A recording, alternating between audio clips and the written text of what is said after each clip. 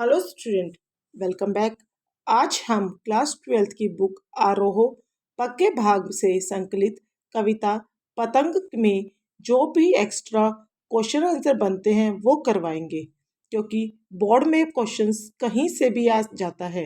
वो हम इस वीडियो में कवर करने की पूरी कोशिश करेंगे। जो कविया लोग धनवाज के काव्य ग्रह दुनिया रोज बनती है से ली गई है। पतंग कविता में कवि ने बाल सुरक्षा और उनकी उमंगों का वर्णन किया है। कवि के अनुसार बच्चों का अपना अलग ही संसार होता है, जो रंग बिरंगे सपनों से बना होता है। बच्चों के इन्हीं सपनों और उमंगों उत्साहों के साथ आलोक धनवाजी ने प्रकृति का भी मनोहारी वर्णन किया है। अब मैं इन शॉर्ट में पूरी कविता का शॉर्ट सार आपको बता देती हूँ, जिसको करने से आप इजीली इन प्रश्नों के उत्तर को सॉल्व कर सकते हो। जो श्रावण के बाद में भाद्रपद का महीना आता है, उसे बारिश का महीना कहते हैं। भाद्रपद में बारिश बहुत होती है। जब वो चला जाता है तो बाद में शरद ऋतु का आगमन होता है। शरद ऋतु के आगमन के साथ ही प्रकृति का मनोहारी दृश्य थोड़ा खुशनुमा सा हो जाता है। सूरज में की रोशनी में बड़ा बदलाव आता है। सूरज इतना तेज नहीं निकलता, वो धूप सहने लायक होती है, बहुत अच्छी धूप निकलती है। तो वो सारी चीजें इन्होंने अपनी कविता के माध्यम से हमें बताने की कोशिश की है, और हम जानते भी है कि उन्होंने कविता में क्या क्या लिखा है। आलोक धनवाज के एक मात्र संग्रह का हिस्सा है। यह एक लंबी कविता है, जिसके तीसरे भाग को पाठ्य पुस्तक में शामिल किया गया है। यहाँ कवि ने पतंग के माध्यम से बाल सुलभ इच्छाओं एवं उमंगों का चित्रण किया है। यह कविता धीरे धीरे पाठकों को बिंबों की ऐसी दुनिया में ले जाती है, प्रकृति की ओर चमकीला इशारा करती है। देखिए कितने अच्छे भाव यहाँ किए गए हैं, व्यक्त किए हैं आलोक धनवाजी ने पतंग कविता के माध्यम से।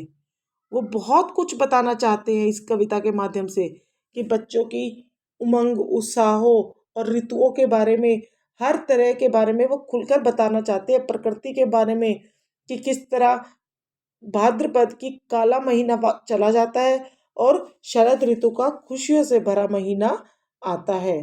पतंगे, अब इस वीडियो में हम पतंग कविता के माध्यम से पहले हमने इस कविता को संपूर्ण पढ़ा, दूसरे पार्ट में हमने अभ्यास करा। अब इस पार्ट में हम इंटरनल शॉर्ट्स करेंगे, क्वेश्चन आंसर करेंगे। अब आपने कविता अच्छे से पढ़ी और समझी होगी, और आप प्रश्नों को और अच्छे से कर पाएंगे। इसलिए चलिए करते हैं। आसमान में रंग बिरंगी पतंगों को देखकर आपके मन में कैसा ख्याल आता है, लिखिए। आसमान में रंग बिरंगी पतंगों को देखकर हमारा मन भी रंग बिरंगा हो जाता है।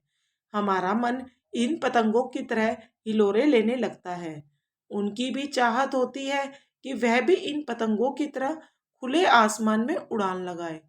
वह भी चाहता है कि मैं दिशाओं की सैर करूं और असीम आकाश को छू लूं। आसमान में रंग बिरंगे पतंगे उड़ती है, उनको देखकर बच्चों का मन अपने आप ही कल्पनाओं में चला जाता है कि हम भी आकाश में उड़ रहे हैं और हम भी अपनी इच्छाओं को उड़ान का रूप दे रहे हैं। रोमांचित शरीर का संगीत का जीवन की लय से क्या संबंध है? रोमांचित शरीर का संगीत और जीवन की लय का अनूठा संबंध है। दोनों का आपस में बहुत गहरा संबंध है। जब मनुष्य का शरीर किसी कार्य में पूरी तरह से लग जाता है, तो उस कार्य की पूर्ति करते हुए शरीर में एक अनोखा रोमांच और संगीत पैदा होता है। ऐसा ही जीवन में भी होता है। जीवन में भी जब पूर्ण रूप से समर्पित होकर कोई कार्य किया जाता है, तो उसमें भी एक अनूठी लय पैदा होती है। इस प्रकार जीवन की लय और रोमांचित शरीर के संगीत से अनोखा संबंध है। शरीर के रोमांचित संगीत से और जीवन की लय से यहाँ पे क्या मतलब है कि हम अपने शरीर, पतंग उड़ाते हैं बच्चे, उनका शरीर रोमांचित हो जाता है, मन कल्पनाएं करने लग जाता है और वो पतंग को पूरी शिद्दत से उड़ाते हैं और वो खुद सोचते कि हम भी पतंग की तरह उड़ते चले जाएं। इसी तरह जीवन में भी हम कोई कार्य करने का सोचते हैं, उसके लिए भी हम अनूठी लय पैदा करते हैं और पूर्ण रूप से समर्पित होकर वो कार्य करते हैं। इसलिए जीवन की लय और रोमांचित शरीर की लय को एक आपस में संबंध बताया गया है।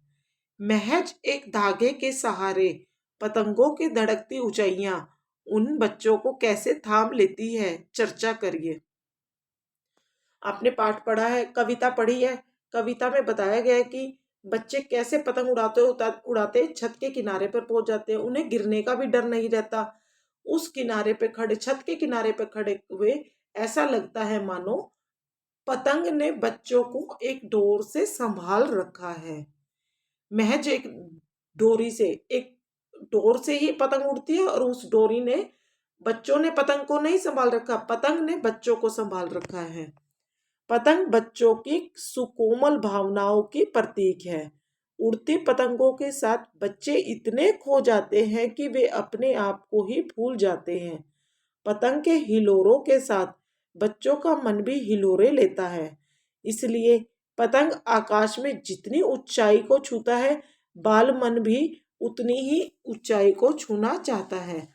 उड़ती पतंग ही बच्चे के मन में साहस और निडरता प्रदान करता है तथा उन्हें पग पग पर जोश प्रदान करता है।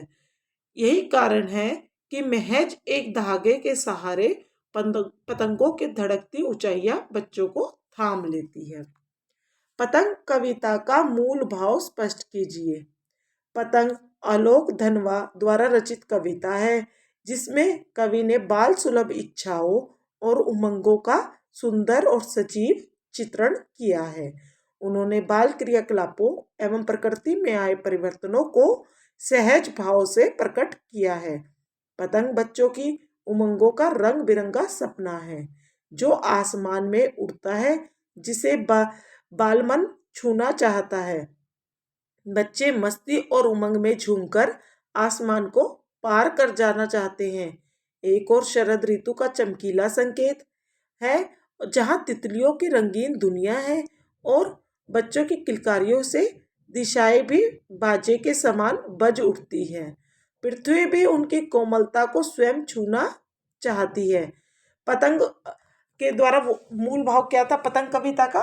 पतंग आलोक धनवा जी ने पतंग को लिखा जिसमें उन्होंने बाल सुलभ इच्छाओं को, उमंगों को सजीव रूप से चित्रित किया। क्रियाकलापों एवं प्रकृति को दोनों को कंपेयर करा कि बच्चे किस तरह बाल मन को छू लेती है पतंगे, वो झूम कर खेलते हैं, पतंगे उड़ाते हैं। और शरद ऋतु के आने पर प्रकृति के वर्णन किया है, मनोहारी चित्रण प्रस्तुत किया है। तितलियां रंगीन होती है और शरद ऋतु में ही वो इधर उधर घूमती रहती है और किलकारियों की दिशाओं से बाजे के समान बज उठती हैं। बच्चे पतंग उड़ाने के लिए किस प्रकार झूमने लगते हैं? बच्चे एक झुंड में पतंग उड़ाते हैं। वे सभी मिलकर सीटियां बजाते हैं, किलकारियां मारते हैं। वे बेसुध होकर छतों पर दौड़ते हैं। उनकी आवाज से दिशाएं भी मृदंग के समान बजती हुई प्रतीत होती हैं।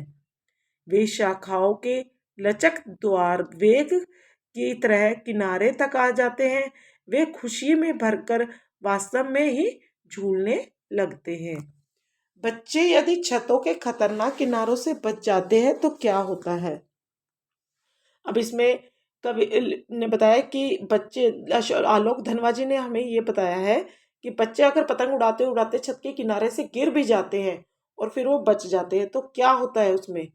तो उससे बच्चों के अंदर साहस की भावना पैदा होती है, उनका डर निकल जाता है, वो निडर और बेखौफ हो जाते हैं। बच्चे यदि छतों के खतरनाक किनारों से बच जाते हैं तो वे और भी अधिक निडर और बेखौफ बन जाते हैं। उनमें नई उमंग और साहस का भाव भर जाता है। वे अधिक निडरता के साथ सुनहरे सूर्य के सामने आकर खड़े हो जाते हैं और पतंग को पहले की अपेक्षा अधिक मस्ती एवं आनंद के साथ उड़ाते हैं। आकाश को मुलायम कौन बनाता है और क्यों? यहाँ पर आकाश को मुलायम का कंपैरिजन किससे किया गया है कि आकाश मुलायम हो गया। शरद ऋतु के आते ही आकाश मुलायम कैसे हो जाता है? भाद्र मास के बारिश में आकाश में चारों ओर बादल बने रहते हैं, कहीं काले कहीं लाल कहीं कैसे, और शरद ऋतु के आते ही वो सारे बादल छट जाते हैं। ऐसे लगता है कि नीला आसमान मुलायम रुई जैसा हो गया हो। और यहाँ पर मुलायम बच्चों के कोमल पैरों से कंपेयर किया कि बच्चों के पैर इतने कोमल होते हैं कि आकाश मानो उनके पैरों जैसा लग रहा हो। आकाश को मुलायम शरद ऋतु बनाता है। वह इसे इसलिए मुलायम बनाता है ताकि बच्चे पतंग उड़ा सके, दुनिया के सबसे हल्की और रंगीन चीज उड़ सके। दुनिया का सबसे पतला कागज तथा बांस की पतली कमानी उड़ जाए। बच्चे उमंग एवं मस्ती में झूमकर सीटियां तथा किलकारियां बजाने लगे। शरद ऋतु का आगमन कैसे होता है? शरद ऋतु पुलों को पार करते हुए आती है। अपनी नई चमकीली साइकिल को तेज चलाते हुए, घंटी जोर जोर से बजाते हुए आती है। अपने चमकीले इशारों से पतंग उड़ाने वाले बच्चों के झुंड को बुलाता है। शरद ऋतु बहुत टाइम बाद आ रही होती है। जब वो आती है तो बहुत दूर से आती है, रास्ते में कई नदियां पुल आते हैं, उनको पार करती हुई बड़े जोश के साथ आती है अपनी चमकीली साइकिल पर बैठकर, और घंटी बजाती हुई जोर जोर से घंटी बजाते हुए आती है कि मैं आ गई हूँ बच्चों, और चमकीले इशारे करती है। सूरज निकलता है, उसकी चमक से चमकीले इशारे करती है और बच्चे खड़े हो जाओ, अपने झुंड को बनाओ और पतंग उड़ाने के लिए तैयार हो जाओ। पतंग को कवि ने बच्चों के लिए क्या और क्यों माना है? कवि ने पतंग को बच्चों की उमंगों का रंग बिरंगा सपना माना है। इसमें वह खो जाना चाहते हैं। आकाश में उड़ती हुई पतंग ऊंचाइयों की वे हदें हैं जिन्हें बालक मन छूना चाहता है, उसके पार जाना चाहता है। इसमें क्या कहा गया है कि पतंग को कवि ने बच्चों के लिए क्या और क्यों माना है। बच्चे पतंग उड़ाते हैं, मन में कल्पनाएं करते हैं, उमंगें उनकी उजागर हो जाती है, रंग बिरंगे सपने बुनने लग जाते हैं कि हम भी आकाश में पतंग की तरह उड़े और आकाश की ऊंचाइयों को छुएं। कवि ने प्रकृति को बदला हुआ क्यों कहा है? कवि का कथन है कि प्रकृति का अनोखा सौंदर्य बदल गया है। तन मन को भिगो देने वाली तेज बौछारें समाप्त हो गई है तथा भादो मास का अंधकार भी समाप्त हो गया है। कवि ने बदला हुआ क्यों कहा है कि शरद ऋतु का आगमन हो गया है, भादो मास चला गया है। भाई रोज बारिश होती थी, अंधेरा रहता था, भादो मास की काली रात्रि सब चली गई है, नया सवेरा हो गया है, तो इसलिए प्रकृति को बदला हुआ कहा है। कवि ने शरद ऋतु का मानवीकरण किस प्रकार किया है? कवि शरद का मानवीकरण करते हुए कहता है कि शरद अपनी नई चमकदार साइकिल को तेज गति से चलाते हुए जोर जोर से घंटी बजाकर पतंग उड़ाने वाले बच्चों के समूह को सुंदर संकेतों के माध्यम से बुला रहा है। जब बच्चे बेसुध होकर मकान की छतों पर घूमते हैं तो क्या होता है? जब बच्चे पतंग उड़ाते हैं, पतंग उड़ाते उड़ाते बेसुध मकान की छतों पर घूमते हैं, उन्हें छत नरम लगने लग जाती है, कठोर भी नहीं लगती है। जब ये बच्चे झूला झूल कर आते हैं तो दिशाओं के नगाड़े बजने लगते हैं। कविता के अनुसार बच्चों में साहस और निडरता कब उत्पन्न होती है? बच्चे अपनी पतंगों को उड़ाते हुए जब कभी छतों के खतरनाक किनारों से गिर जाते हैं, उसके बाद यदि वे बच्चे बच जाते हैं तो उनमें साहस और निडरता और अधिक मात्रा में पैदा हो जाती है। इन खतरनाक किनारों से बचने के बाद वे और भी निडरता के साथ सुनहरे सूर्य के सामने आते हैं। यानी जब उनका डर खुल जाता है, वे निडर हो जाते हैं, वो उनमें साहस पैदा हो जाता है और एक नए रूप में नई उमंग के साथ सुनहरे सूरज की तरह सामने आते हैं। बच्चे पतंग के साथ उड़ रहे हैं, पंक्ति का भाव स्पष्ट कीजिए। इस पंक्ति का भाव यह है कि आकाश में पतंग उड़ाते हुए बच्चे पतंग के साथ आत्मिक रूप से जुड़ जाते हैं। उनका तन मन और आत्मा पतंग के साथ साथ हिलोरे लेने लगती है। इस प्रकार बच्चे पतंगों के साथ हिल रहे होते हैं। अभी हमने कुछ चैप्टर के अंदर एनसीईआरटी चैप्टर के अंदर इंटरनल क्वेश्चंस को निकालकर यह बताया था, शॉर्ट क्वेश्चन बताए हैं। अब हम काव्य सौंदर्य बोध संबंधी प्रश्न उत्तर करेंगे। पहला, सबसे तेज बौछारें गई, भादो गया, सवेरा हुआ, खरगोश की आंखों जैसा लाल सवेरा, शरद आया पुलों को पार करते हुए, अपनी नई चमकीली साइकिल तेज चलाते हुए, घंटी बजाते हुए जोर जोर से, चमकीले इशारों को बुलाते हुए, पतंग उड़ाने वाले बच्चों के झुंड को। आपने कविता पढ़ी, कविता में ये पैराग्राफ पढ़ा, इसको अच्छे से पढ़िए, समझिए, तभी इसके अंदर जो प्रश्न बनते हैं उसको आप सोल्व कर पाएंगे। अब हम देखते हैं क्या क्या क्वेश्चन बनते हैं। पहला है, शरतकालीन सुबह की उपमा किससे की गई है और क्यों की है। यानी शरद काल में सुबह, जो पहली सुबह होती है, उसकी उपमा किससे की गई है? खरगोश से की गई है। उसकी लाल आंखों से, खरगोश की लाल आंखों से दी गई है, क्योंकि प्रातःकालीन सुबह में आसमान में लालिमा छा जाती है। वह लालिमा ठीक उसी तरह होती है जैसे खरगोश की आंखों की लालिमा। शरतकालीन सुबह में, भादो मास के बाद शरतकालीन की सुबह होती है, उसमें जब सुबह सुबह सूरज निकलता है तो सारा आसमान लाल लाल होता है, साफ सुथरा होता है।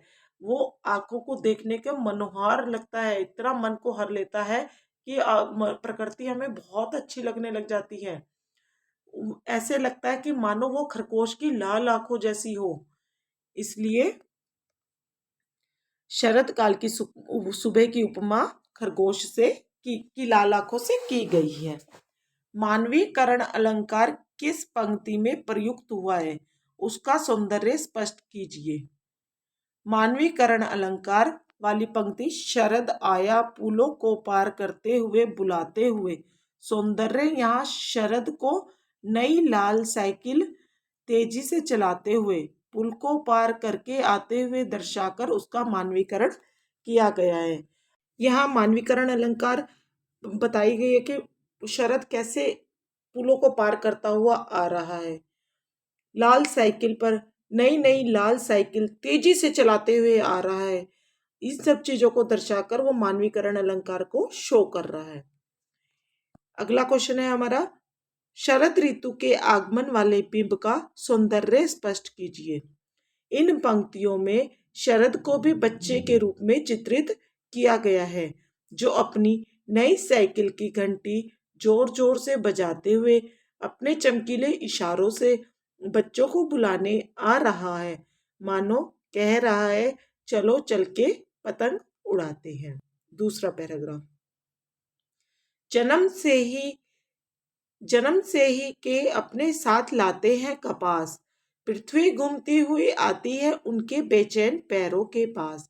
जब वे दौड़ते हैं बेसुध, छतों को भी नरम बताते हुए, दिशाओं को मृदंग की तरह बजाते हुए, जब वे पैग भरते हुए चले आते हैं, डाल की तरह लाचल वेग से, अक्सर छतों को खतरनाक किनारों तक, उस समय गिरने से बचाता है उन्हें सिर्फ उनके ही रोमांचित शरीर का संगीत। पतंगों की धड़कती ऊंचाइयां उन्हें थाम लेती है, महज एक धागे के सहारे। इस वाले इस वाले पैराग्राफ में कौन कौन से क्वेश्चन बनते हैं आप देखो। ये क्वेश्चन ये हमने निकाले हैं, इससे अलग आप निकाल के देखिए और उन्हें सोल्व कीजिए। प्रस्तुत काव्यांश में मानवीकरण अलंकार का प्रयोग किस प्रकार हुआ है बताइए। कवि ने इस काव्यांश में मानवीकरण अलंकार का सुंदर प्रयोग किया है। पृथ्वी, पतंग, दिशा आदि सभी में मानवीय क्रियाकलापों का भाव आरोपित किया गया है। काव्यांश के शिल्प सौंदर्य पर प्रकाश डालिए। अब मानवीकरण उन्होंने बता दिया कि कहाँ कहाँ पर यूज हुआ है। अब हमें उनके शिल्प सौंदर्य को बताना है। शिल्प सौंदर्य में आता है शब्दावली, अभिव्यक्ति, कौन सी बोली उन्होंने यूज किया है, कौन से शब्द उन्होंने यूज किए हैं। कवि ने साहित्य में खड़ी बोली में सहज अभिव्यक्ति की है। उन्हें मिश्रित शब्दावली का प्रयोग किया है।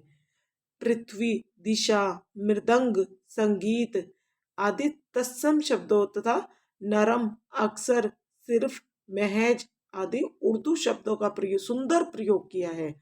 उपमा अलंकार का सुंदर प्रयोग किया है। जैसे कहाँ पर करा उन्होंने उपमा का अलंकार का प्रयोग?